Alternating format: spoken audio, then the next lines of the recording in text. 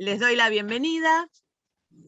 Para quienes no nos conocen, nosotros integramos el Centro de Extensión Psicoanalítica, que inició sus actividades en 1983 con el retorno de la democracia, y empezó sus actividades en el Centro Cultural San Martín de Buenos Aires. Se trataba en ese momento, como hoy, de un conjunto de psicoanalistas provenientes de distintas instituciones y con disímiles recorridos, que sostuvieron una apuesta pionera en aquel momento de ofrecer actividades gratuitas abiertas al público y en una dependencia estatal. Durante estos años se desarrollaron las reuniones de extensión psicoanalítica en diálogo con distintos discursos de la cultura en la Biblioteca del Congreso de la Nación, en el Centro Cultural de la Cooperación, en el Paseo de la Plaza, en la Casa de la Cultura de la Ciudad de Buenos Aires, en el Museo del Libro y la Lengua, y en el Centro Cultural Carlos Gardel, para volver hace 3 años al Centro Cultural San Martín. Pero como vino la pandemia para todos, en 2020, por la emergencia sanitaria, continuamos por la plataforma virtual que nos encuentra reunidos hoy. Y acá estamos, tratando de redoblar la apuesta. En cada ciclo que sostuvimos en el CEP, se ha puesto en acto el lazo entre psicoanalistas y la cultura. Los temas tratados en todos estos años se han enriquecido con los aportes de exponentes del arte, de políticos, de historiadores, de filósofos, de juristas, de científicos, y con las reflexiones y comentarios de un público entusiasta e interesado por la convocatoria. La verdad que estamos muy contentos con lo que ha pasado hasta ahora con el CEP. En la actualidad está integrado por las siguientes instituciones: Círculo Psicoanalítico Freudiano, Escuela Freudiana de Buenos Aires, La Cosa Freudiana, Mayéutica, Institución Psicoanalítica, Testimonios, Institución Psicoanalítica, Trilce, Buenos Aires, Institución del Psicoanálisis. El encuentro de hoy, que nos toca coordinarlos a los representantes del Círculo y de Mayéutica, es parte del ciclo Las Pasiones Humanas, Rupturas e Invariantes. Los invitamos a reflexionar con el título Los celos, esa pasión. El próximo encuentro, ya que estamos, los invito, va a tener lugar el viernes 5 de noviembre, a la misma hora, a las 19:15, con la temática Adicciones, Impulso e Incitación al Consumo. Siéntanse todos cordialmente invitados y bienvenidos. Y bueno, ahora le doy lugar a mis compañeras para que le cuenten un poquito mejor y presenten la actividad de hoy. Bueno, gracias Marcela. Bueno, la actividad de hoy va a tener como disparador una secuencia de la película Otelo de 1995, interpretada por Kenneth Branagh y otros actores, que ahora va a ser proyectada, y después tomarán la palabra Silvia Raquel Santana y Diana Boronovsky. Luego, después de la proyección de la película, las voy a presentar formalmente. Así que empezamos por la proyección.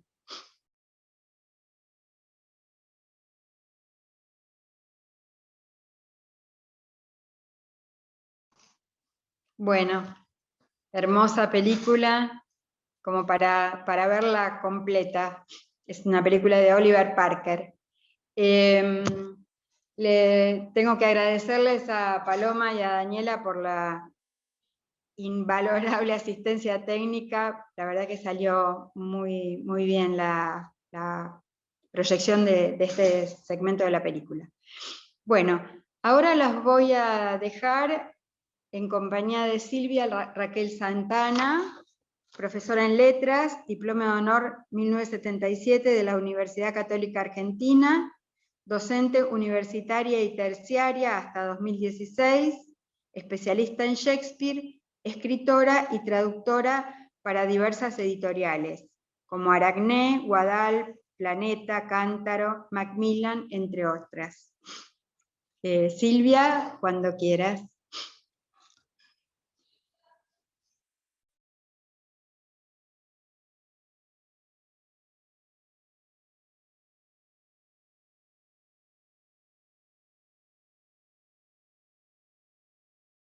Silvia, tenés que activar tu audio y comenzar de Ok, nuevo, por sí, favor. sí, discúlpame, pensé que estaba activado. Empiezo de nuevo. Bueno, buenas noches, muchas gracias por la invitación y también muchas gracias al equipo que editó este tramo de la película de Oliver Parker que yo les había pedido, porque Oliver Parker hace una traducción bellísima en imágenes del tormento de los celos de Otelo, y es bastante fiel al texto, por ahí a veces cambia algunas cosas del lugar, y es justamente sobre el texto de esto que ustedes acaban de ver que yo voy a trabajar, así que me vino muy bien y quiero agradecérselos. Bueno, yo no sé si ustedes han observado una manía que tenemos algunos de los que hemos estudiado letras, que nos encanta empezar cualquier cosa indagando en el universo de las palabras para averiguar de dónde vienen y a dónde nos conducen en un determinado contexto. Así que yo voy a empezar hablando de las dos palabras claves que aparecen en el título que nos está convocando esta noche: pasión y celos. Cuando uno abre un diccionario de griego, se encuentra con una enorme cantidad de significados para cada término.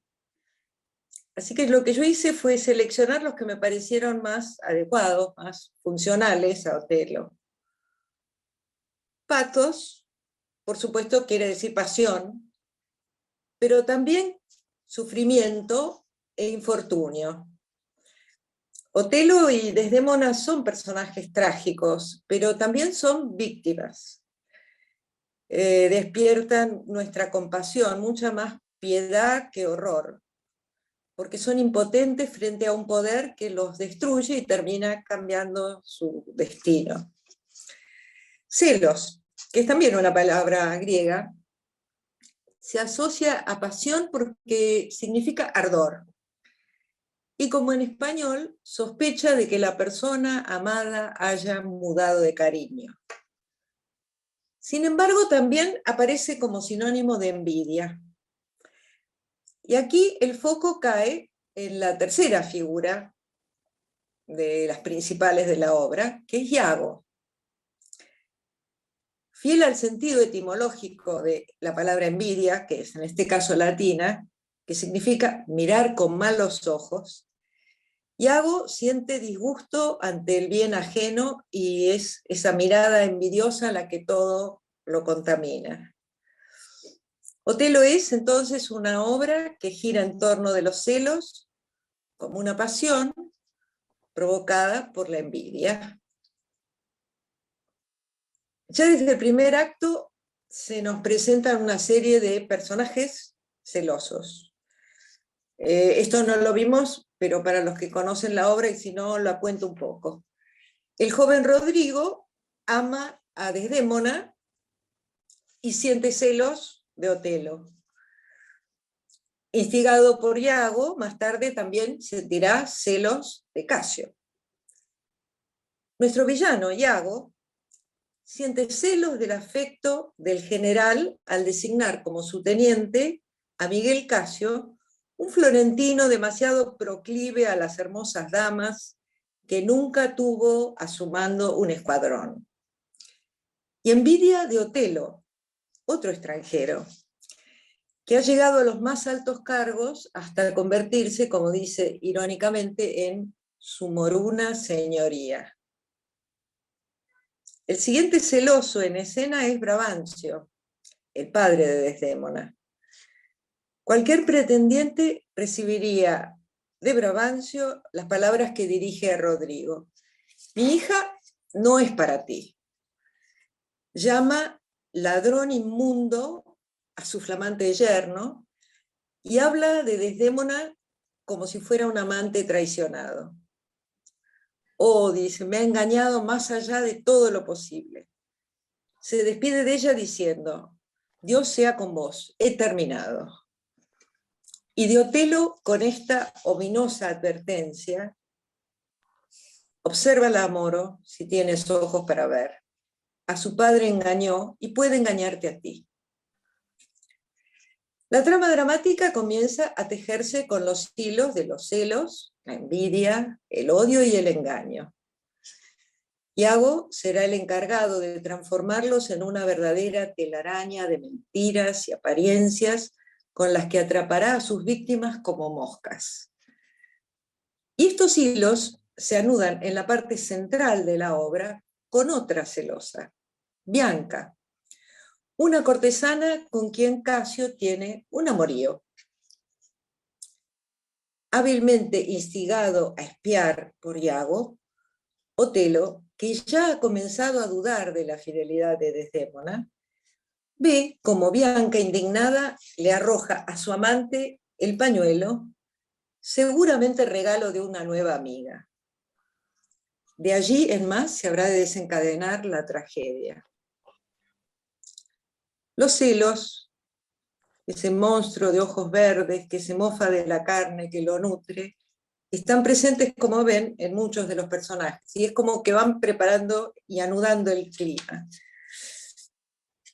Pero lo que le interesa a Shakespeare es analizar el proceso por el cual un individuo cae presa de una pasión.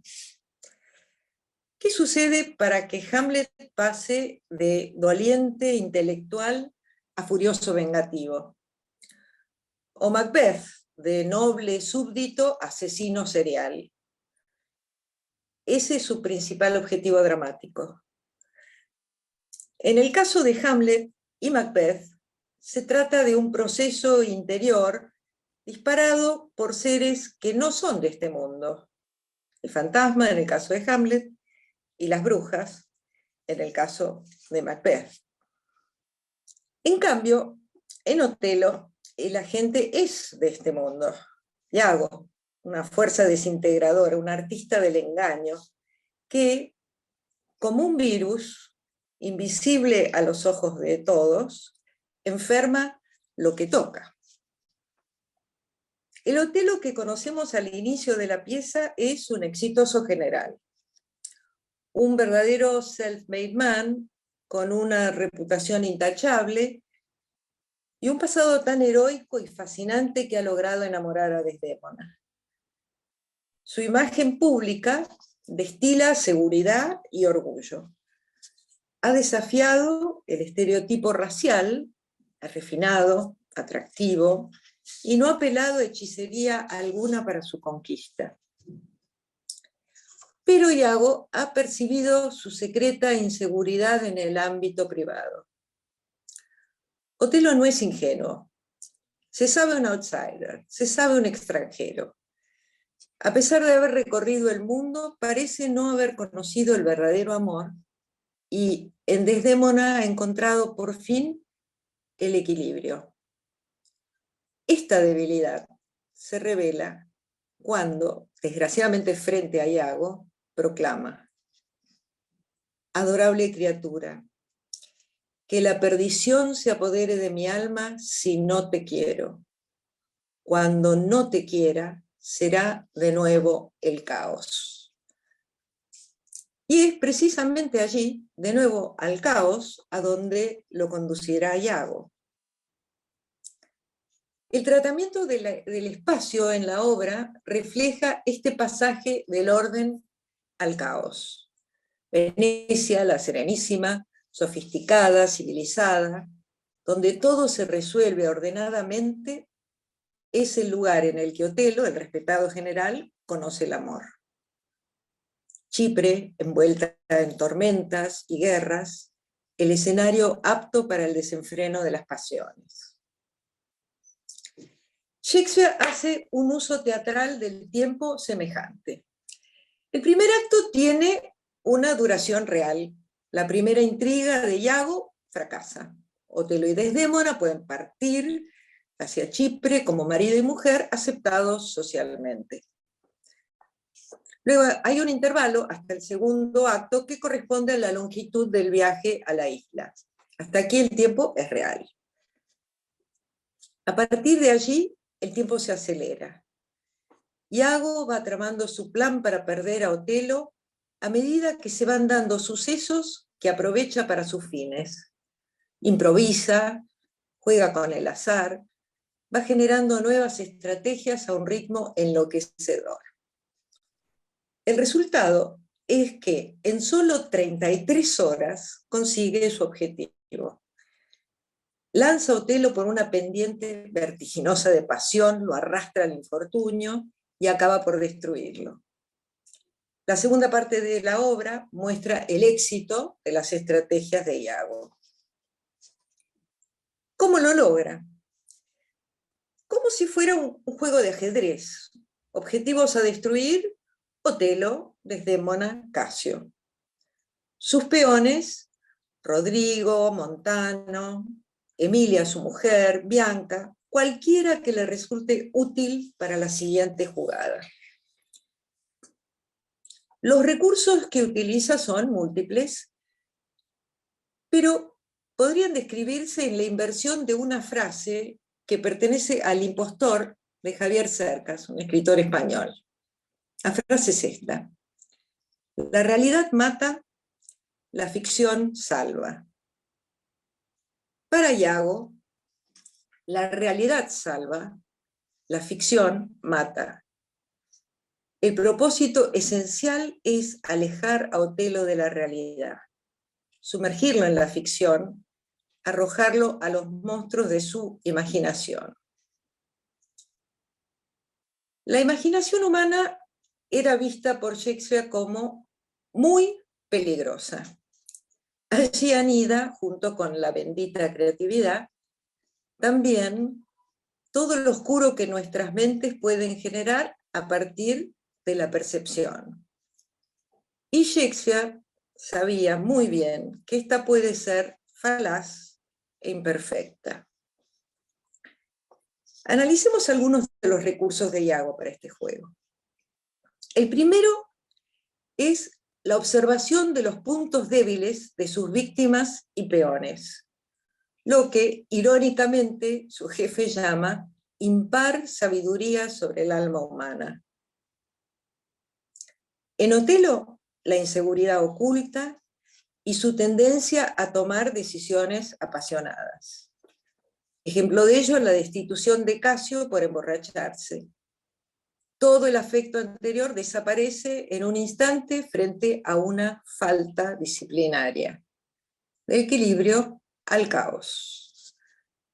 En Casio, descubre su nula tolerancia al alcohol y no necesita más para exponerlo, generando una situación imperdonable a los ojos de Otelo. También explota su fama de Don Juan para despertar sospechas sobre su relación con Desdémona.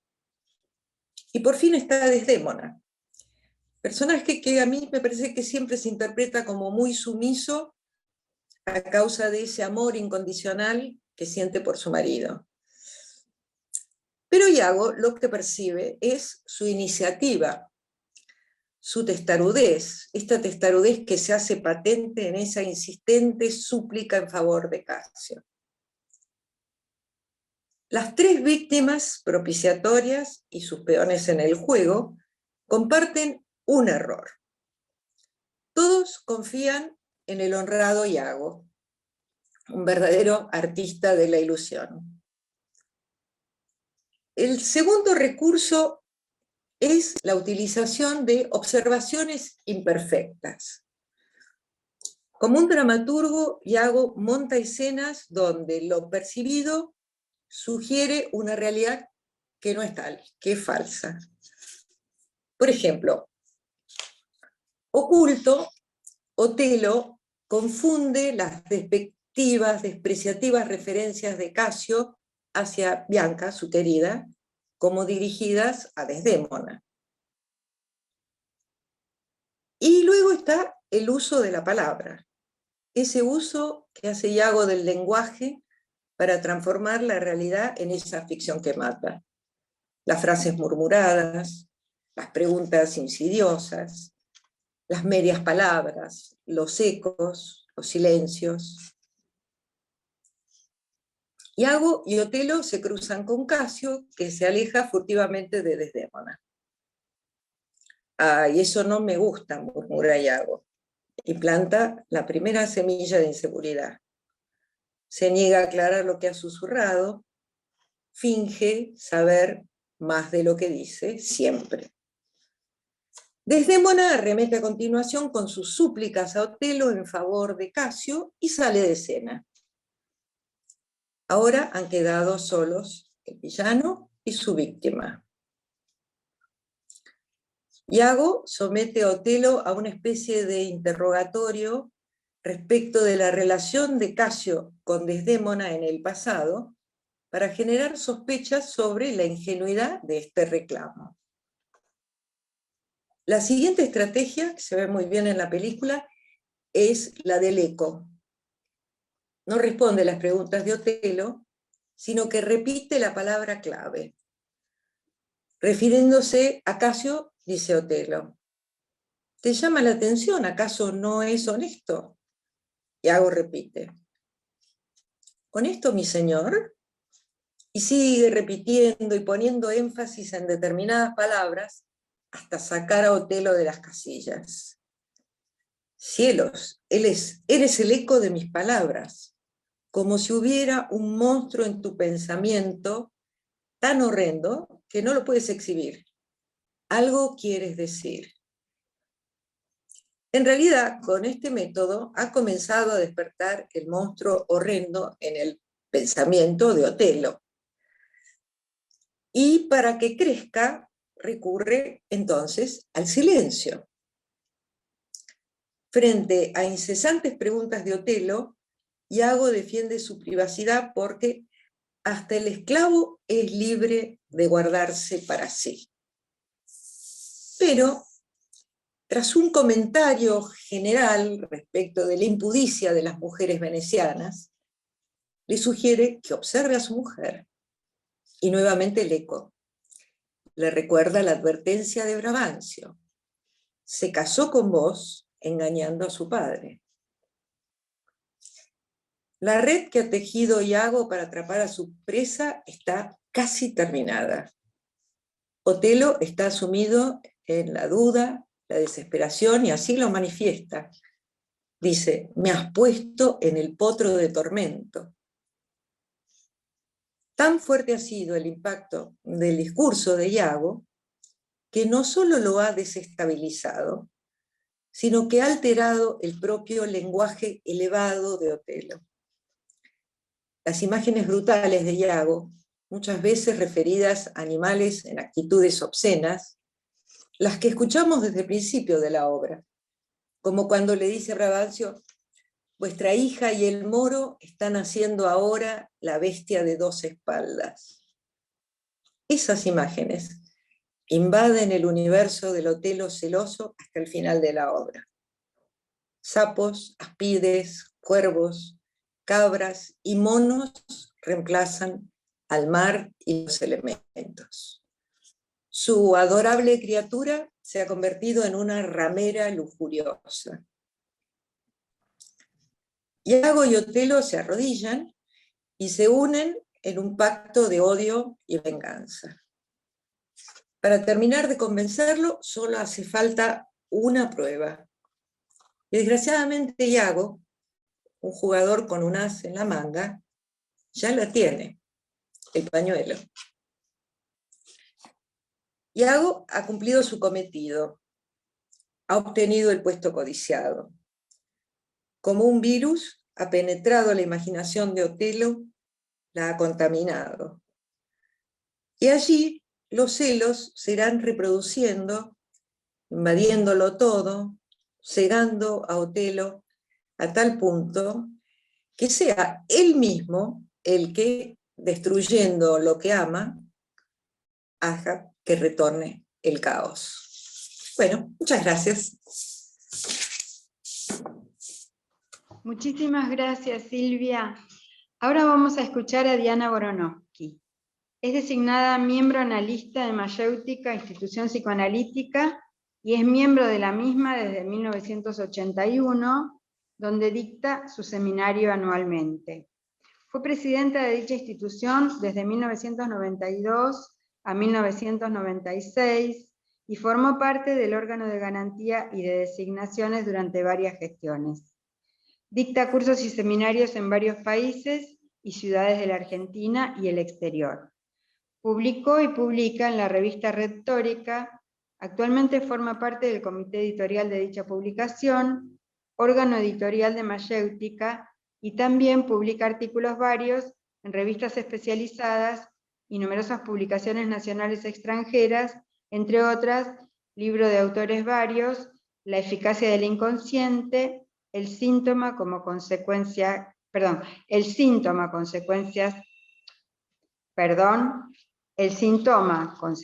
clínicas, en la revista Lapsus Calami. Compiló el libro El control, cuestión para psicoanalistas. Presenta sus trabajos en todos los congresos de Convergencia, Movimiento Lacaniano por el Psicoanálisis Freudiano, red multiinstitucional de carácter internacional desde su fundación en 1998 en Barcelona. Presenta trabajos en la Reunión Lacanoamericana de Psicoanálisis desde su fundación en 1986. Adelante, Diana. Hola, ¿qué tal? Buenas noches a todos. Muchísimas gracias por esta invitación. En principio, gracias a las instituciones que conforman el CEP por sostener este trabajo, aún en estas condiciones tan difíciles. Gracias a la sección interinstitucional de mi institución y muy especiales agradecimientos a Susana Viña y a Liliana Ponce que me invitaron a formar parte de esta actividad esta noche. Bueno, entonces voy a acercar algunos comentarios, algunas puntuaciones para que después podamos intercambiar con ustedes mis ideas, las ideas de Silvia Santana, a quien también agradezco la elección del tramo del film que eligió, que es muy adecuado para el tema que nos convoca hoy. Yo estimo que este tema es realmente más que interesante para encarar en clave psicoanalítica, dado que fuera de las patologías delirantes, son pocos los autores que, salvo Freud, que se han dedicado a la cuestión. Freud acerca de algunos mecanismos neuróticos en los celos, la paranoia y la homosexualidad de 1922, por supuesto Melanie Klein, que se han ocupado de la cuestión, y una vez más se aprecia se confirma la apreciación freudiana, que son los poetas, los artistas, los que se adelantan al psicoanálisis, y ahí tenemos desde Proust, Los amores de Swann, cuando abandona Isela Odette, en Shakespeare, por supuesto, como hemos visto, Otelo asesina a Desdémona, asesinatos celosos también en la Carmen de Bizet, y en los tan recientes feminicidios. Los antiguos se interesaron en lo que denominaban las pasiones del alma, principalmente los estoicos. Y en griego antiguo, noes, tonoeos, es lo que más se acerca a la definición moderna de celos. Si hay algo que es a destacar, es lo que brevemente es posible transmitir a partir de un tema que ha ocupado y sigue ocupando a la humanidad desde hace siglos, es la importancia que tienen los celos en la experiencia psicoanalítica. Son considerados como una pasión, en principio constitutiva del deseo. Es un sentimiento doloroso, esto es muy importante, y ya veremos por qué y qué engendran los celos. Recién en el siglo XVI se lo asocia a la persona amada. Esto es interesante porque los trovadores hablan frecuentemente de los celos en los poemas de amor. Los celos están presentes en hombres y mujeres, aunque de diferente manera, y determinan lo que podemos situar como distintas posiciones del sujeto. ¿Por qué? Porque los celos forman parte de la vida amorosa. Y en su expresión más dolorosa, más tormentosa, pueden enloquecer algunos de los así llamados neuróticos, podríamos decir, normales. Es decir, pueden instalar algún tipo de locura en el hombre. En ese caso, digamos, hablamos de celos patológicos cuando se convierten en las pasiones tormentosas que enferman y llevan hasta el homicidio, como hemos visto. Es de nuestra experiencia en la dirección de la cura que, al tomar en cuenta lo que dicen nuestros analizantes, consideramos a los mismos intentando jerarquizar qué versión de los celos se expresa en cada quien. Lo que quiero decir es que lo considero un plano fundamental para un psicoanalista, pero es el hecho de que no es en absoluto de nuestro interés una clasificación psicopatológica y clasificatoria de los celos, sino, como siempre decimos, reitero, atender al caso por caso en su singularidad para distinguir qué función y qué importancia tienen en la vida en conjunto, ¿no es cierto?, del paciente.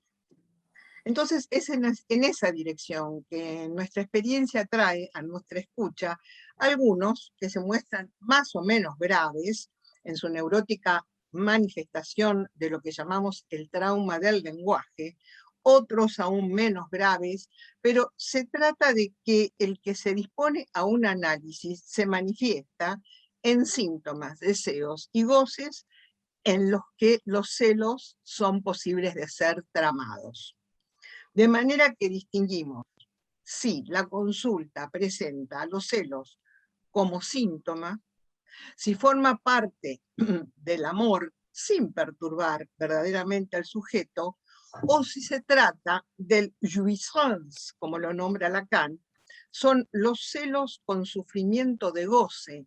Esto lo nombra en el seminario 20, Lancor, mal traducido por aún.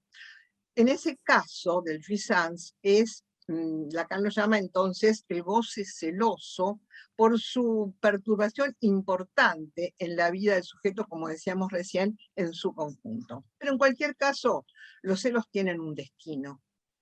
El destino es el otro.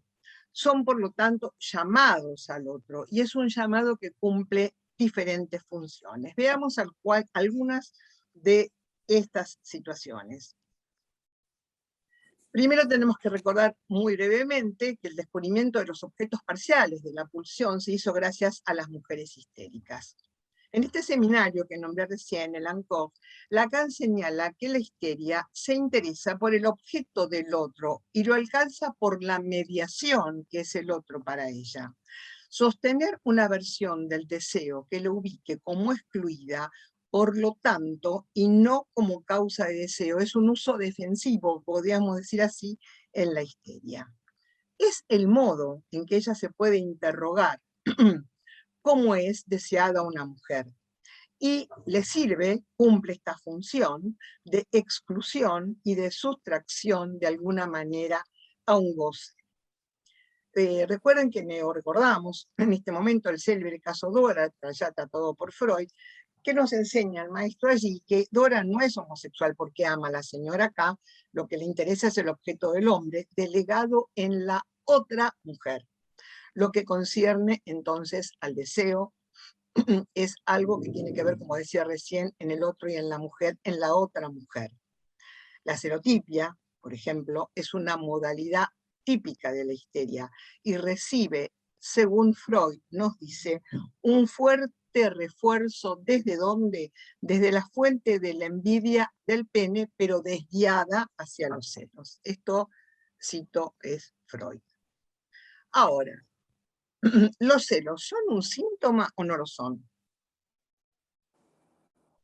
Si vamos con Lacan, es interesante señalar, y retengamos acá esta idea que viene del fin del siglo XII, Lacan la levanta, gelosía, jalousie, en francés, designa a una persiana o ventana que permite ver sin ser visto.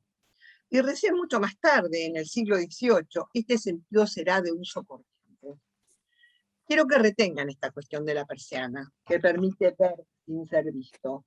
Dado que lo que Lacan sitúa como la pulsión escópica, la pasión, el empuje irrefrenable a mirar y ser mirado, o en el caso del celoso, a mirar y buscar indicios sin ser visto. Esta perturbación es muy eficaz porque toma su parte en la pasión de los celos, que es lo que nos trata hoy. Y ya veremos de qué manera el celoso, en su perturbación pasional, es, por supuesto, también un voyeur. Observen, por otro lado, que decimos celos en plural. Y eso se debe a que hay versiones de los celos, hay distintas clases de celos que se manifiestan de distinta manera y por lo tanto producen eficacias diferentes, que se distinguen los celos en los hombres, en las mujeres, en los niños. Hablamos tanto de la perspectiva clínica como estructural, así para Freud como para Lacan. Es dable analizar tanto los temores homosexuales, la agresividad, la violencia, cuando la pasión lleva al sufrimiento. Padecimientos que la pasión en su versión sintomática despierta. También se incursiona en esta cuestión el trabajo del duelo, que generan las pérdidas, las separaciones de seres queridos.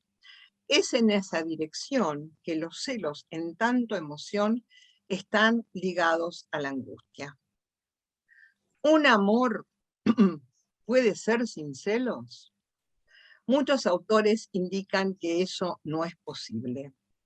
Pero es Freud quien dice que en la mujer los celos desempeñan un papel mayor, por lo que señalaba recién, por desviación de la envidia al pene.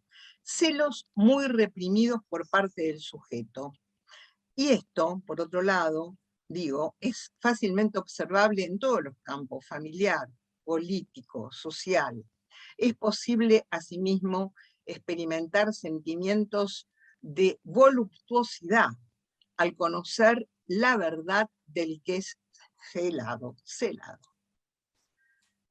Jana Lush, en un texto notable que se llama Erótica del duelo en tiempos de la muerte seca, señala que el celoso puede hacer, lo dice de una manera muy bella, un agraciado sacrificio del duelo, cuando alcanza una sublimación salvadora.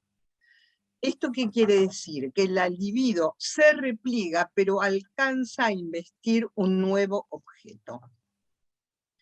Cuando en los años 60, y esto es una nota, digamos, referida a lo social, social, familiar y de los partners, ¿se acuerdan? Algunos, otros no se van a acordar, pero yo me acuerdo, surge el movimiento hippie que sostenía mantener relaciones abiertas y compartir a los partners. Se apreció en esa situación que son escasas esas comunidades surgidas del año 68 que pudieron hacer frente al tormento insoslayable de los celos. Y Freud señala, cito, es una experiencia cotidiana que la fidelidad, sobre todo la exigida en el matrimonio, solo puede mantenerse luchando contra permanentes tentaciones. Freud. La renegación de los celos, como así también la estimulación de los mismos, son los que a veces son pasibles de llevar a la consulta a quienes lo padecen. Es cuando los celos ya se convierten en omnipresente y no dan resuello al que los padece. He escuchado decir en mi consultorio, uy, cuánta gente desfila por su consultorio, ¿usted se da tiempo para respirar? Otro, ¿usted puede recordar lo que yo le dije con todo lo que oye de los otros? Otro, la verdad es que quisiera la dirección de un analista para uno de mis amigos, él sí que necesita uno, pero pensé en usted, pero de ningún modo lo descarté inmediatamente. Usted es mi analista, no la compartiría con ningún otro, eso nunca. Son los modos en los cuales el analizante no hace más que interrogarse sobre su sexuación. Cuando nos habla con insistencia de su rivalidad, su pregunta es, ¿qué es una mujer? ¿Qué es un hombre? ¿Mis celos significan que no lo amo o lo amo demasiado? ¿O no sé qué es el amor por un hombre o por una mujer? La dirección de la cura y los celos. ¿Cómo funciona en la experiencia del análisis? ¿Los celos se curan? La cura analítica permitirá abrir nuevas lecturas de antiguos trazados que tomaron otra forma, a veces, escrituras, pinturas, cine, fotos, poesías. Un trabajo de duelo, una salida del campo de la afección gracias al análisis, a veces es posible. Salir de la presión de la angustia, pero el amor no implica necesariamente celos, como lo entendía mi paciente. El celoso cuando consulta es que ha llegado a cierto punto de avidez. ¿Por qué?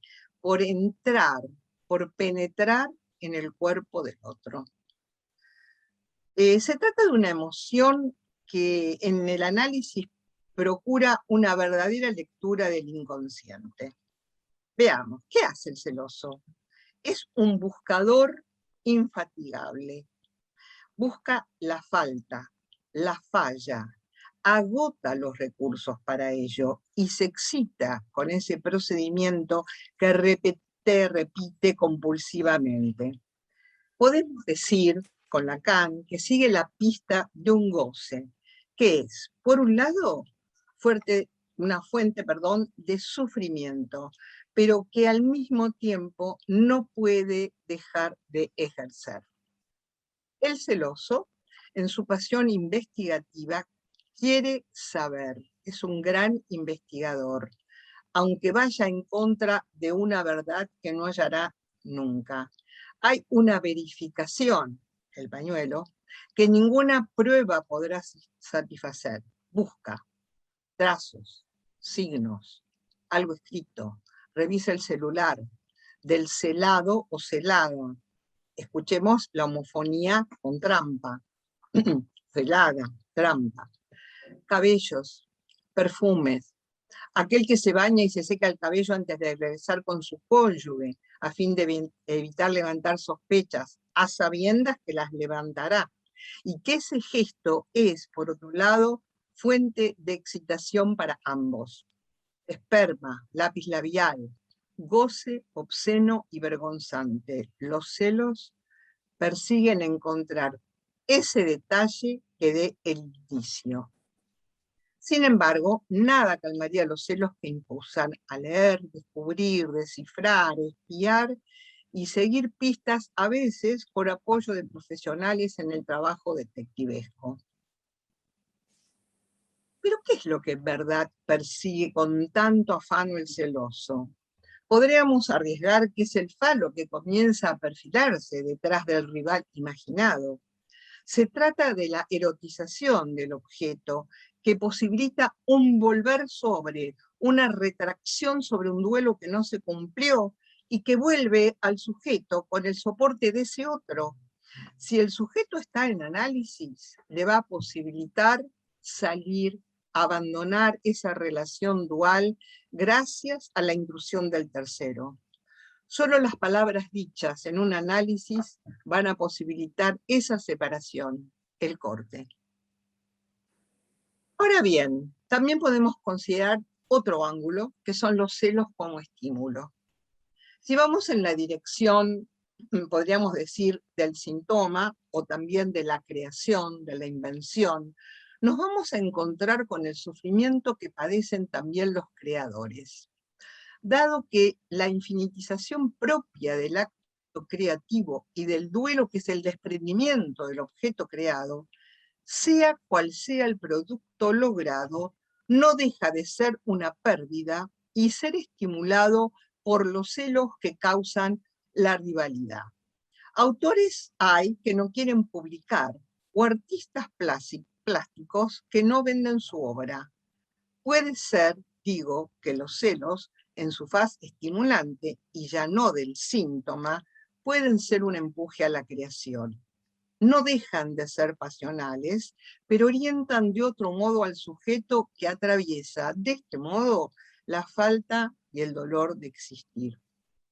Aún así, el camino no deja de ser doloroso, de lo cual tenemos infinidad de testimonios de artistas y escritores ante la página en blanco, el track de músicos y actores ante la posibilidad de pisar la escena y dar, entregar, soltar su creación.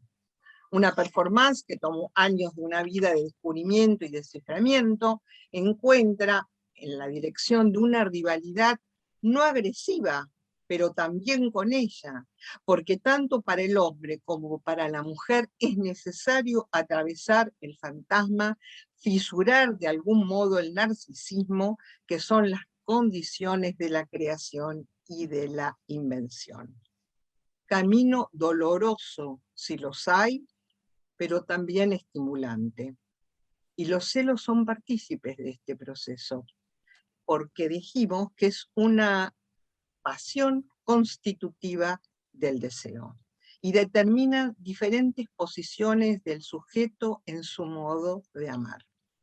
En algunos hombres, los celos son una manera desviada de acercarse a la cuestión de la mujer, la cara manifiesta de la duda sobre su propia masculinidad. En muchos, como dijimos, puede llegar a convertirse en un síntoma atormentador. ¿Qué le viste a esa? ¿Qué tiene esa que no tengo yo? Lejos de apuntar a un dato preciso, se trata de un deseo que la ubique, como decíamos, como excluida y no como causa del deseo. Modo de una defensa contra el acto de la posibilidad de ser poseída por un hombre, de entregarse a él, que gracias a los celos la aleja a ella. Una paciente se lamentaba porque el marido no la celaba. Ella se empeñaba hasta el hartazgo en hacerle saber que tal o cual hombre le parecía atractivo, que tal o cual compañero de trabajo se le insinuaba. Se producía de un modo provocativo para ir a su tarea cotidiana y necesitaba sentir que él, su marido, su partener, se iba a apropiar de ella.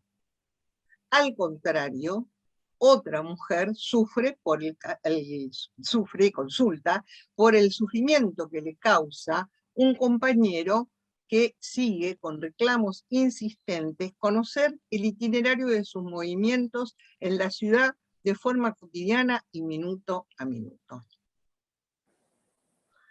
Recordemos una vez más con Lacan, que nos dice que el amor es el que contribuye a hacer condescender el goce al deseo.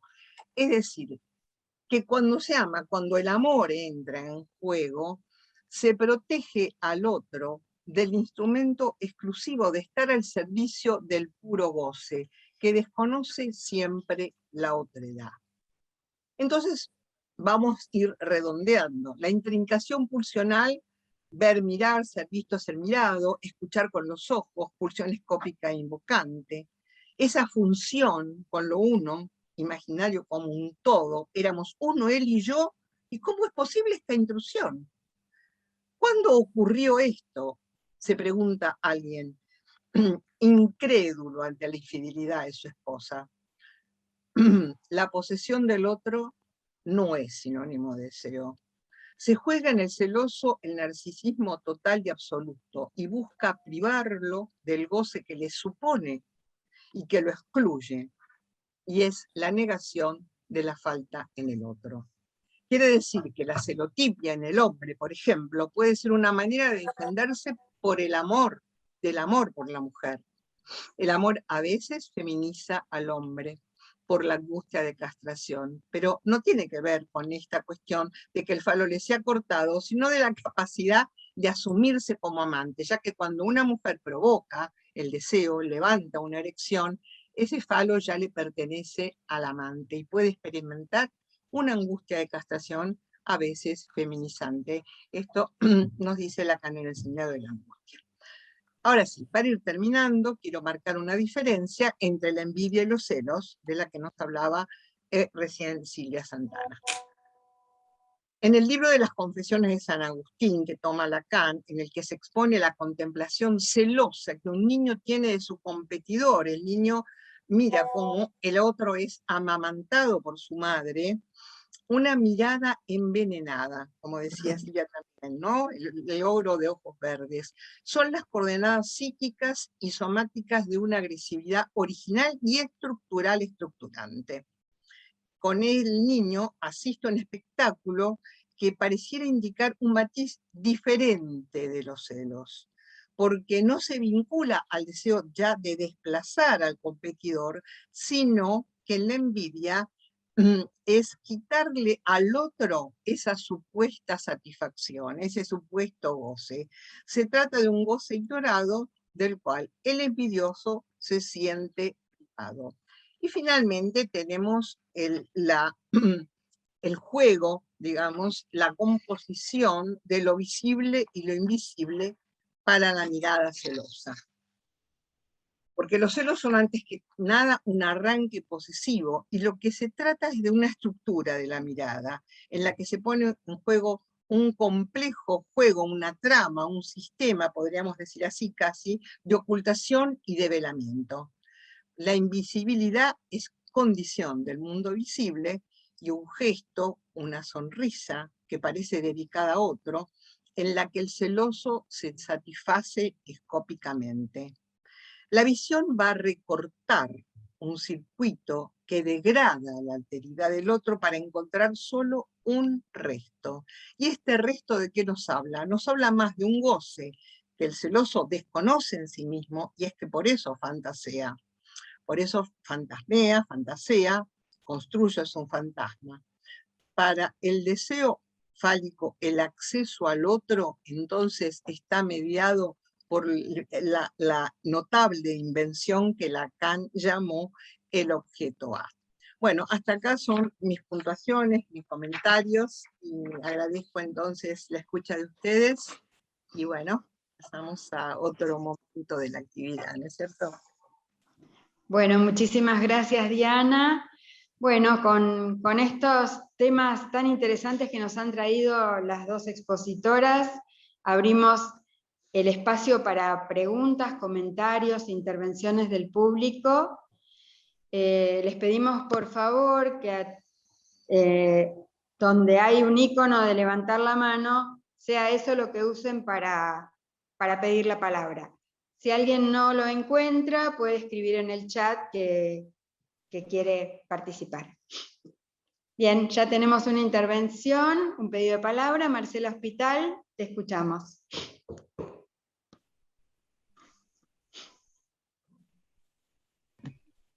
Muchísimas gracias, Silvia y Diana. Quisiera tratar de encontrar un hilo conductor en los dos, por eso quiero hacerle la misma pregunta a ambas. Y me gustó mucho el recorrido que hiciste, Silvia, en esto del lugar del canalla Yago, encontrando la inseguridad, el punto flaco de cada uno de los personajes para poder envenenarlo con esto del virus de los celos. En este punto les pregunto tanto a Diana y a Silvia si los celos no tienen que ver con una pregunta y una vacilación del lugar que tenemos en el otro. Yago encuentra el punto de vacilación en cada uno de los personajes, fundamentalmente en Otelo, pero en todos los demás. Yo no me había dado cuenta de esto que vos decís, Silvia, y está clarísimo cuando vos nos lo mostrás. Y bueno, y en este punto, ese punto de qué me quiere el otro y cómo puedo yo caerme de ese lugar que yo tenía para el otro, tiene que ver con ese lugar de objeto que tenemos para el otro. Y bueno, se toca también con esta mirada patriarcal que tenemos como del otro, de la pareja, como objeto nuestro, ¿no? Así que bueno, quería hacerle la misma pregunta a las dos. Bien, gracias Marcela. Enrique Tenenbaum. Sí, buenas noches. Gracias por el tema que eligieron y por las dos intervenciones. me parece que hay una cuestión que clínicamente es muy frecuente, que es el corrimiento, el deslizamiento entre celos y envidia, cuestión que de las cuales ambas han hablado. Quisiera, si quisieran decir algo más sobre este deslizamiento que es muy, muy frecuente en la lengua corriente, el discurso corriente y en los análisis. Diana recordaba que el término celosía es el mismo término en francés respecto de esas persianas por las cuales se espía, ¿no? Tenemos un término también en nuestra lengua. Y me pareció muy importante la distinción que hiciste entre los celos, no clasificándolos según una psicopatología, sino ubicándolos en distintas configuraciones, sintomáticas o no. No es lo mismo, me parece, no sé qué pensás, la línea celos, paranoia, homosexualidad, como plantea Freud en un momento, y como vos lo traes, los celos en relación con el amor y en relación con el síntoma, que no están muy separados, ¿no? Cuando los celos se sintomatizan en el que consulta y cuando no están sintomatizados. Me gustaría si pudieras ampliar algo en esa línea. Bueno, muchas gracias. Gracias. Edgardo Feinsilver. Yo quiero hacer un comentario que me gustaría que podamos conversar, ¿no es cierto?, más que preguntas-respuestas, entre todos, si les parece. Por eso me gusta así como relevar varias preguntas o cuestiones o comentarios y después hacer un intercambio. Y si está de acuerdo Silvia Santana también y las coordinadoras. Sí, perfecto. Escuchamos a Edgardo y después, si quieren, les damos la palabra, si quieren decir algo a ustedes. ¿Vale? Edgardo Feinsilver. Ahora sí. Me habían quitado. Bueno, quería decir que agradezco al CEP esta nueva actividad y las presentaciones que hicieron. Y bueno, voy a hacer algunos comentarios y también algunas preguntas, o por lo menos una pregunta. Me parece que yo lo que escuché, para novedoso, a pesar de que había leído, ¿no?, lo de Otelo, digamos, muchas veces, esta observación que trae Silvia, de que todos celan. Me parece que es una observación muy sutil, ¿no?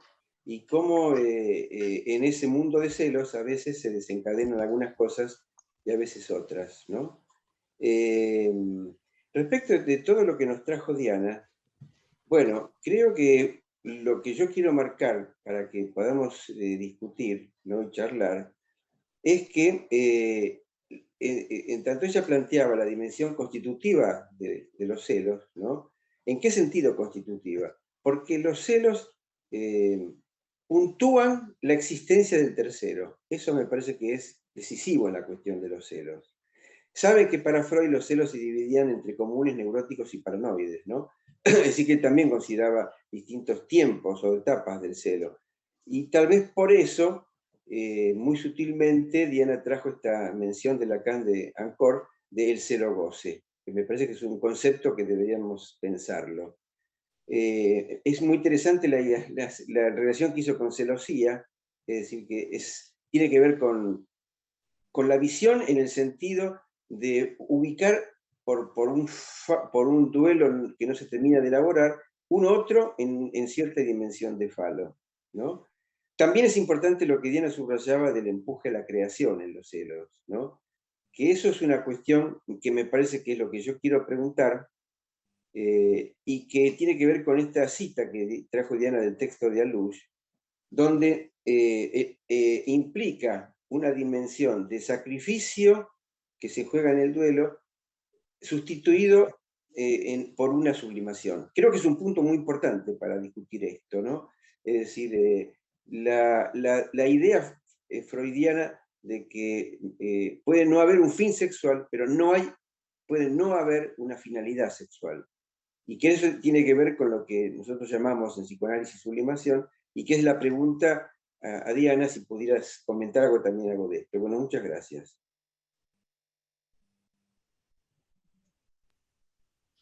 Silvia, Diana, ¿quieren hacer algún comentario ahora?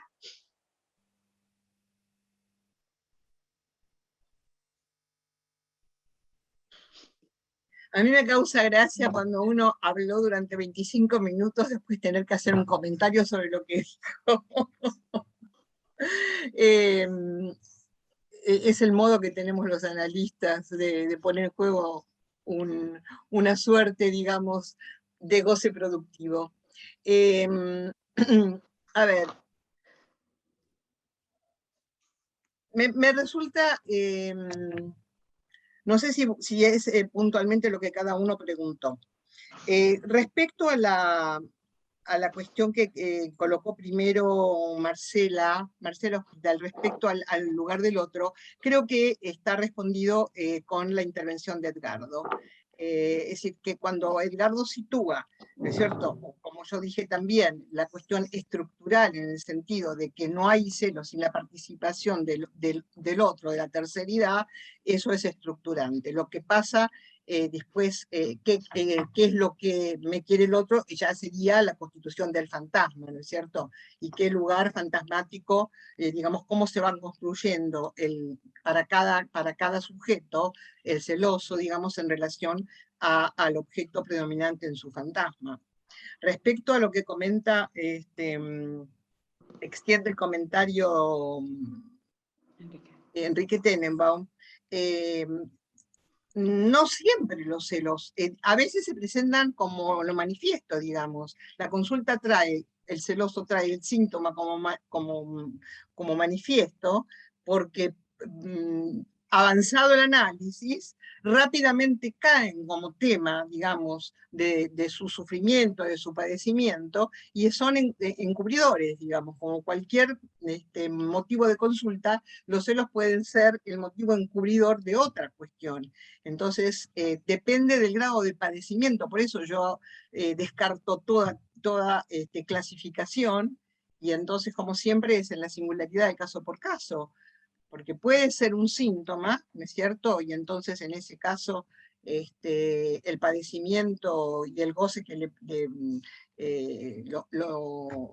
digamos, lo retiene al sujeto en su goce, o no, o puede ser un motivo de consulta manifiesto encubridor de otra situación. Eso me pasa a menudo, digamos, en ese sentido, donde los celos son presentados como lo manifiesto, digamos, y no como el verdadero motivo del análisis. ¿Qué más? Bueno, me parece, digamos, cuando yo estaba trabajando este tema y leí, he recorrido muchos autores, esta apreciación de Alush me pareció realmente interesante para darle una vuelta sobre lo que nos importa del síntoma, ¿no? Digamos, cómo en la construcción del síntoma los celos pueden tener un disparador, pueden ser un disparador realmente estimulante. En ese sentido, yo decía hace un rato que pueden ser divertidos, no en el sentido de que me río del celoso, sino de lo diverso, de la diversión que trae la cuestión de la creación, de la invención, ¿no? En ese sentido, entonces, estaba la cuestión del celo, del Jerry Sands, que todos los artistas padecen en algún momento, ¿no? Y dan enormes testimonios de eso. Dejo la palabra a Silvia. Una sola cosa quería decir, que quería retomar, que me encantó, Silvia, como planteaste la cuestión del lenguaje, porque como Iago lo va llevando, con los susurros, ¿no es cierto?, con el eco, con la repetición de la palabra, digamos, el uso que hace Shakespeare para llevar al sujeto de la certeza a la duda, a través de ese uso particular, finísimo, del lenguaje que Silvia lo destacaste tan bien. Bueno, gracias. Sí, yo creo que es un aspecto muy importante, esa cosa contaminante que tiene Iago en toda la obra. Ahora, lo que yo traté de señalar es el hecho de que en realidad la obra está plagada de celosos. En cambio, Otelo, en ese medio, es un hombre que se siente muy seguro, muy tranquilo, y que lo más interesante de la obra es ver de qué manera Iago logra transformarlo en ese asesino por celos, ¿no?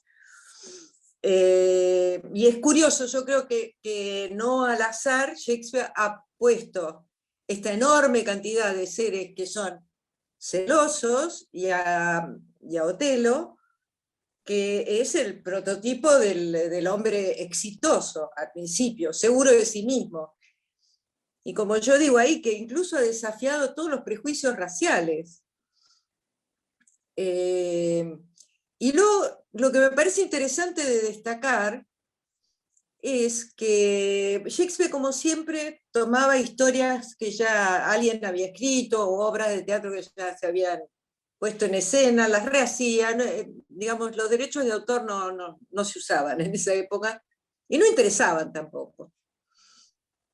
Y él toma una historia de Giovanni Battista Cintio, que es un escritor italiano, siciliano, que cuenta la historia de este hombre que mata a su mujer y este instigador que es Iago.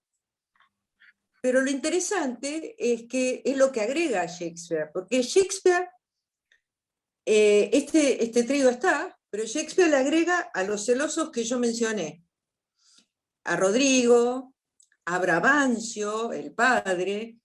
Es decir, que evidentemente a él le interesaba mucho mostrar un montón de personajes en contraste con estos personajes. Pero de alguna manera el instigador es un cómplice en la obra original. Y acá el instigador se aparta y lo deja que se destruya. Eso me pareció muy interesante de comentar, ¿no? Y no me acuerdo Marcela, ¿qué era lo que me habías preguntado? Porque hablamos tanto que ya me olvidé lo que puntualmente me preguntabas a mí. Sí, esto de que el celoso lo que se interroga es por su lugar en el otro. Exacto, sí. Yo creo que eso lo dejé ver, ¿no? Bastante claramente en el trabajo.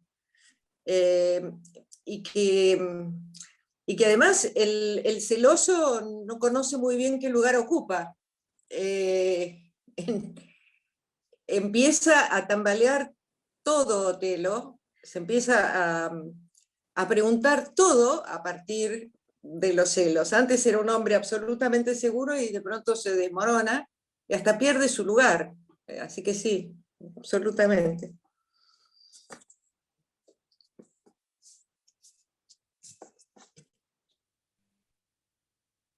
Hay muchas manos levantadas. Sí, ya. Bueno, vamos a ir dando espacio a las personas que quieren intervenir, y Silvia y Diana, cuando quieran intervenir, simplemente me avisan. Listo. Bueno, Javier Díaz. Buenas, ¿cómo están? Les agradezco ambas intervenciones. Nos acercan un poco algo también que hoy se habla mucho, que es un síntoma social que en extremo sería el femicidio, ¿no? La pasión del sed hasta llegar a una cuestión de celos que llega a la destrucción del otro.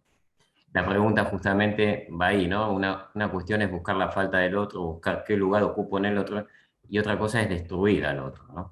Ya que no me eligió. Bueno, poder pensar en esos cuadros, bueno, qué aporte, ya sea bueno, en el caso de Otelo está claro, y en el caso de la clínica actual, cómo se monta esos celos en diferentes estructuras, ¿verdad?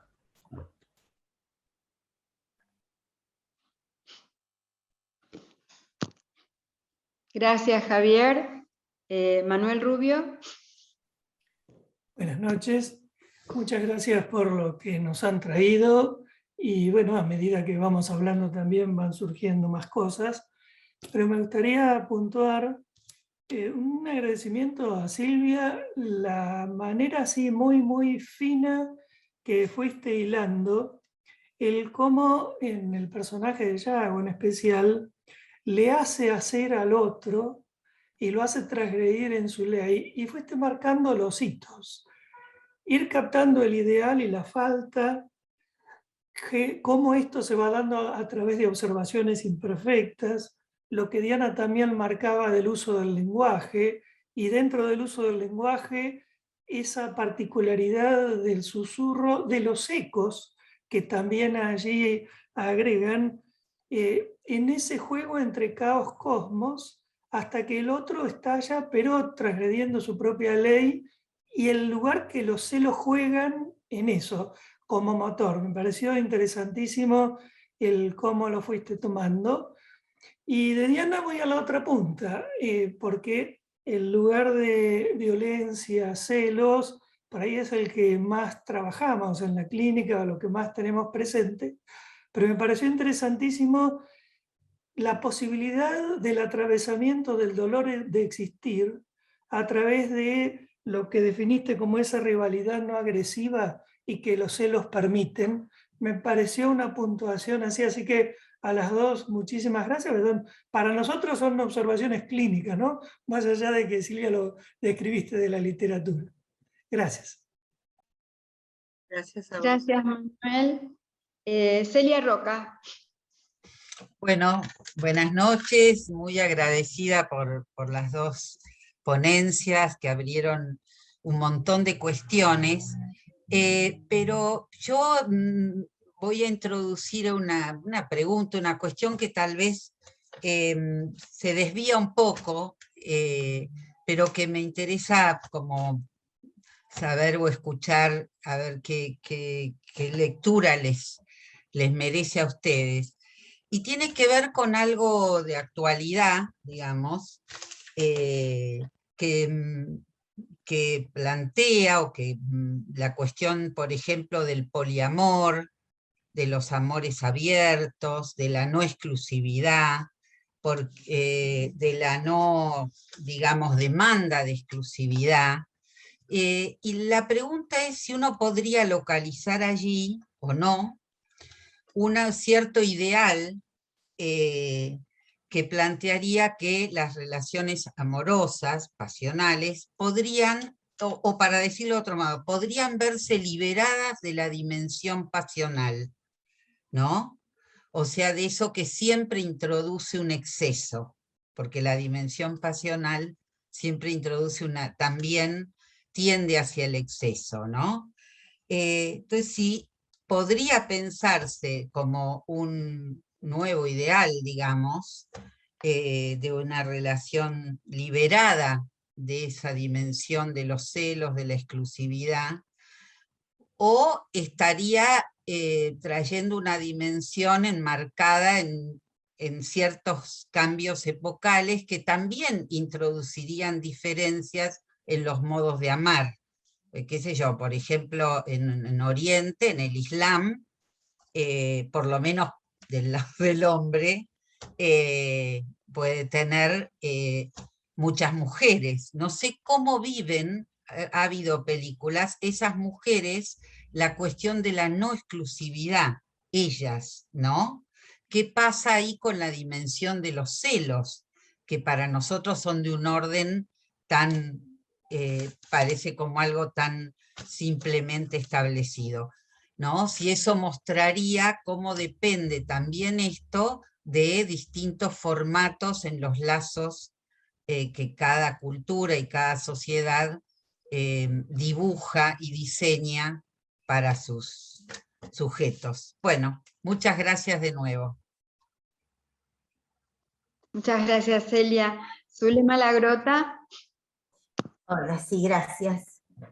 Bueno, en realidad hay así como han planteado, sobre todo, digamos, como lo empezaba a plantear Silvia, como algo que forma una red, algo que hace realmente como una especie hasta de telaraña, donde quedan encerrados los personajes, donde no todos son pasiones, son afectos que de pronto, digamos, el devenir de esas subjetividades pueden transformarlas, digamos, en pasión.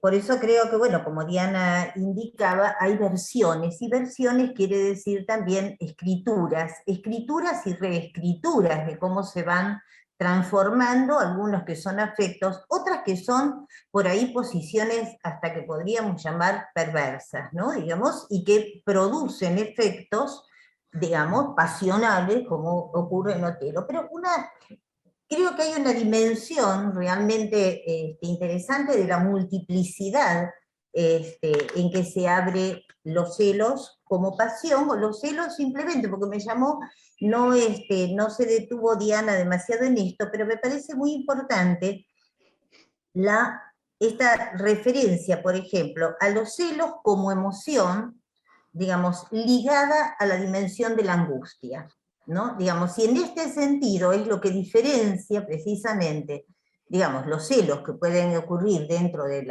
devenir, digamos, de la subjetividad neurótica, porque justamente allí la angustia estaría puesta en juego para detener la certeza, que es lo que ocurre, digamos, en el caso de Otelo. Pero yo, la verdad que hoy lo pensé, que no sé si Otelo, a pesar de que siempre se dice, uy, este es celoso como un Otelo, ¿no? Si es realmente un caso de celos.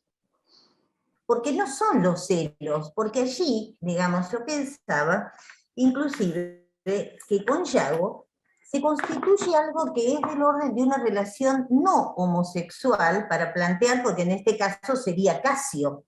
Yo no lo amo, no es a él a quien yo amo, ella lo ama, etcétera, etcétera, que sería el planteo de Freud. Sino la relación, yo diría, homosexual, ¿no? Digamos, no en el sentido de homosexual, sino en el sentido porque ese pacto de sangre, ese momento en que Yago y Otelo unen su sangre, creo que ahí se trata justamente de algo, de una comunidad, de una penetración de Yago en el alma de Otelo, de modo tal que es llevado, digamos, al crimen, inclusive al punto de que le indica de qué manera tiene que matarla.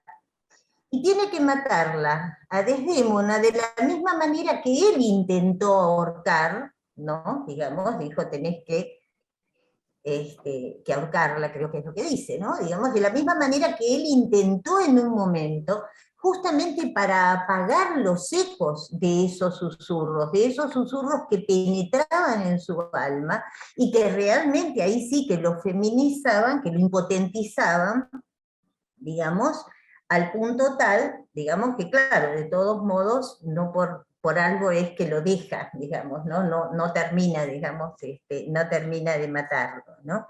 Digamos, esto por eso pensaba justamente en esto, que nunca lo había pensado en esos términos, digamos, en Otelo, pero hoy al rever, digamos, la película, pensé en esto, ¿no? Digamos, pensé de qué manera allí hay algo, si podemos pensar, que se trató de celos, o se trató justamente de esta casi, no como en el sentido de la locura de a dos, pero algo de esto, ¿no? Digamos, algo de la manera en que un hombre toma posesión del otro, hasta hacerlo justamente juguete en todo caso de su propia pasión. Bueno, eso, digamos, en principio, y bueno, muchas gracias. Gracias, Zulema. Pablo Bernstein escribe en el chat: Diana, para desmoronar a Otelo, ¿podemos decir que en él ya había una estructura que se desenlaza? No tengo la menor idea, porque no fue mi paciente, lamentablemente. Me hubiese encantado que estuviera en mi diván, aunque tengo algunos Otelos y Otelas. Bueno, no, yo muy brevemente, para no dejar que otros también participen, me gusta que Celia Roca plantea la cuestión epocal del poliamor. Siempre, el poliamor existió siempre, digamos, porque en el sentido de que tenemos versiones del amor todos los sujetos, todos los parletres. Y esta cuestión de compartir al partener, como yo decía, me parece que muchas veces forma parte de los pactos que se hacen entre las parejas y que son pactos necesarios para levantar el deseo. O sea que no es ninguna novedad, digamos, aunque se le pongan otros nombres, son cuestiones que tienen que ver con el fantasma, digamos, casi estructural, ¿no es cierto?, de un hombre y una mujer, o de dos que tengan, que se deseen y que intenten gozar juntos, donde la terceridad forma parte de toda relación. Entonces, cuando se concreta, a veces no es más que llevar, digamos, a un terreno excesivo, como decías vos, Celia, esta cuestión de la presencia real, si es posible decir así, de ese otro. Javier, respecto a los feminicidios, bueno, se trata de un desborde pulsional, ¿no es cierto? O sea, de los celos como excusa de matar a alguien del propio sujeto. Digamos, es un acto, no se mata al otro. ¿A quién se mata cuando se mata? ¿A qué del propio sujeto se está matando? ¿No? Luego, la intervención de Zulema, que yo también pensaba que hay algo de la fraternidad, ¿no es cierto?, y del amor, sin ser un amor homosexual, sino de una complicidad, ¿no es cierto?, entre Iago y Otelo, donde en ese sentido me parece muy interesante, Zulema, tu comentario, tu apreciación de que habría que ver si realmente Otelo es tan celoso o de lo que se buscaba era de un encuentro, digamos, entre los hombres, sin ser un amor homosexual, digamos, como algo de la fraternidad masculina, ¿no? De la amistad entre hombres. La película Otra Ronda, que la pueden ver en Netflix, es un ejemplo ahora de una excelente película sobre cómo se da la amistad entre hombres, ¿no? Una de las maneras a través del exceso de la bebida, en ese caso, por ejemplo. Pero en el caso de Otelo puede ser a través de tomar a las mujeres como excusa para un pacto de una fraternidad masculina. Es me parece una linda lectura también. Bueno, dejo la palabra a los demás. Silvia, ¿querés hacer algún comentario? Por el momento no hay más intervenciones del público. Sí, bueno, yo como no soy psicoanalista, sí puedo analizar personajes. Tengo esa licencia. Y lo que me parece interesante destacar del comentario que hacía Zulema recién, es que es una cosa que se ha observado, esa relación que tienen Otelo y Iago, y esa bronca que tiene Iago, no tiene sustento en el texto, porque él va diciendo, por ejemplo, que a él le han llegado rumores de que Otelo se ha acostado con su mujer. Pero eso no parece alterarlo demasiado. Es decir, después habla de que Casio también se ha acostado con su mujer. En realidad, lo que él siente es algo que es bastante oscuro respecto de Otelo. Siente, yo lo dije cuando hablaba, siente celos de Casio porque Casio ocupó su lugar, el lugar que él quería ser el teniente de Otelo, cosa que logra al final, después de mucho trabajo, pero lo termina finalmente perdiendo. O sea que hay una relación, hay una inclinación de Iago hacia Otelo que es extraña y que siempre ha dado mucho que hablar. Es oscura. Puede ser envidia, puede ser celos, puede ser deseo, no sé. Puede ser muchas cosas. Pero pero ninguna de estas en particular. Como hace Shakespeare, todos los personajes pueden ser explicados, y de hecho los críticos lo han hecho a través del tiempo de muy distintas maneras. Pero me gustó mucho ese comentario, me pareció muy interesante. Bueno.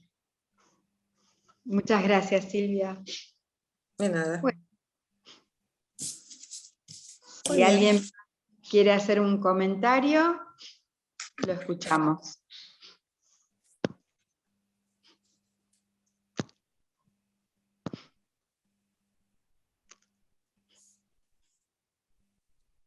Y por ahí yo voy a hacer un comentario final. ¿Cómo no? Pasa que cuando uno lee Shakespeare siempre, cada vez que lo vuelve a leer, encuentra alguna relación con lo que uno está viviendo en ese momento. Yo había leído Otelo muchísimas veces, obviamente, porque dando clase, hay 5 o 6 tragedias de Shakespeare que son las que los chicos tienen que leer, o sea que cada 4 o 5 años Otelo volvía a aparecer en clase, y yo la leía siempre porque había cosas raras. Ahora, si bien no la releí detenidamente, pero sí la volví a repasar, y es la primera vez que sentí que Iago era un virus.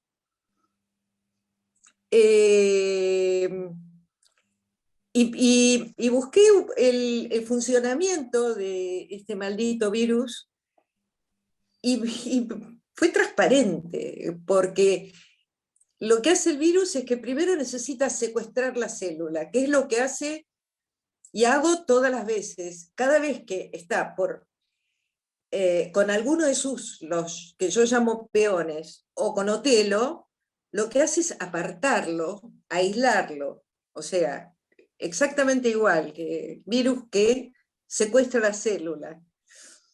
Y después que busca elementos en la célula que le son propicios para poder entrar con esa especie de lanzas que tiene, que son, en este caso, las palabras, las escenas que monta. Es decir, que los penetra, y que una vez dentro de la célula, empieza, lo voy a leer textualmente, y una vez dentro de la célula, comienza a darle la orden de producir más virus que destruyen. Es decir, es como que lo penetra, y después Otelo se destruye solito, ¿no? Es como que se multiplica dentro de él. No, ese comentario quería hacer, que me pareció sorprendente. Me sorprendió a mí descubrirme hablando de Iago como un virus. Yo quería decir algo, a ver si... Yo quería decir algo, no sé si me la toman. A ver. Sí, se te oye. Escuchamos. Ah, sí, no. Me encantó. Yo soy médica pediatra y muy amiga de Silvia de la infancia, ¿no? Y me encantó que me hayas invitado, Silvia. Realmente, Silvana Leone soy yo. Soy Silvana Leone. Me ha invitado Silvia a este encuentro y me encantó, la verdad que las dos disertantes me encantaron. Pero con respecto, yo como médica pediatra y especialista en salud pública, me encantó esa analogía con el virus, porque el virus en realidad lo que hace es tomar posesión, penetra y toma posesión del ADN o ARN. Y ahí está el hilo conductor de la toma de posesión de los caracteres o de los individuos. Toma posesión y hace que el código genético de la célula huésped trabaje y se convierta en muchísimos virus, y después la célula explota. O sea, va al caos, del orden que hablaste al principio hacia el caos. O sea, me encantó, Silvia, te felicito y felicito a la otra disertante. Muchas gracias por la invitación, me encantó, me encantó. Gracias a vos. Mucho nivel. Bueno, Diana Boronowski.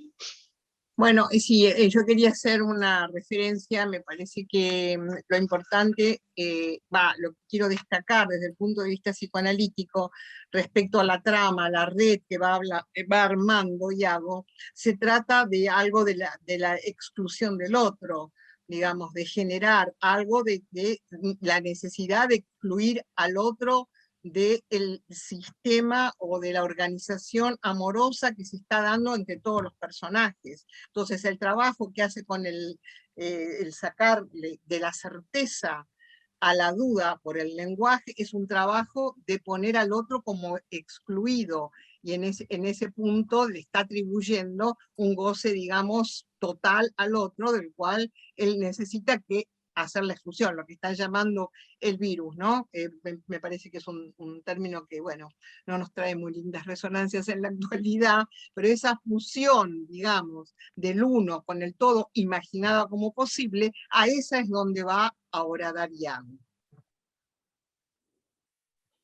Bueno, muy bien. Muchísimas gracias a las expositoras en primer lugar, a todas las participaciones y a todo el público por haber participado de este encuentro. Les recordamos que nos volvemos a encontrar el viernes 5 de noviembre. El tema es las adicciones, impulso e incitación al consumo. Y ahora los invito a activar nuestros sonidos para brindarnos un aplauso a todos. Muchas gracias. Gracias. Gracias. Muchas gracias. Gracias.